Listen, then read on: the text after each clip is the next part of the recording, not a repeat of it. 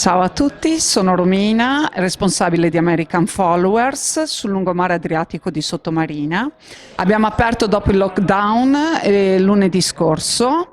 Devo dire che questo è un nuovo modo operandi, mantenendo tutte le distanze di sicurezza, come dalle linee guida impostaci dalla Regione Veneto e dal governo.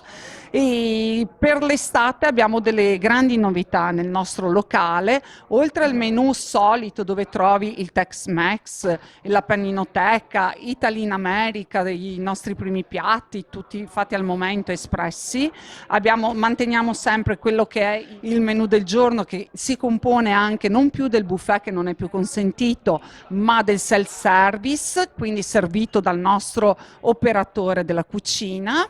Però per l'estate abbiamo intenzione anche di un ampliamento di quello che è il plateatico esterno, quindi all'esterno ci sarà la novità del self-service servito, dove ognuno potrà venire in maniera molto easy, molto veloce a consumare i nostri pasti. Con questa nuova apertura manteniamo, e con questo nuovo modo operandi, manteniamo gli orari di apertura come prima, saremo aperti 7 giorni su 7, quindi nessun giorno di chiusura.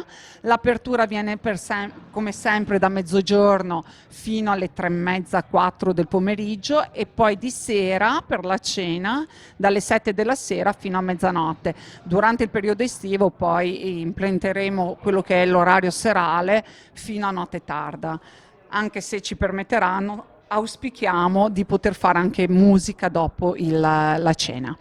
Noi siamo visibili sui social, sia su Facebook sia su Instagram, e come da linee guida che ci sono state impartite è sempre preferibile la prenotazione, prenotazione che potrà venire o in posta privata di Messenger di Facebook oppure al telefono fisso 041 493517 oppure al numero di telefonino 351 91 40 425. Presso il nostro locale abbiamo anche Sky con una sala dedicata alla visione delle partite sugli schermi giganti.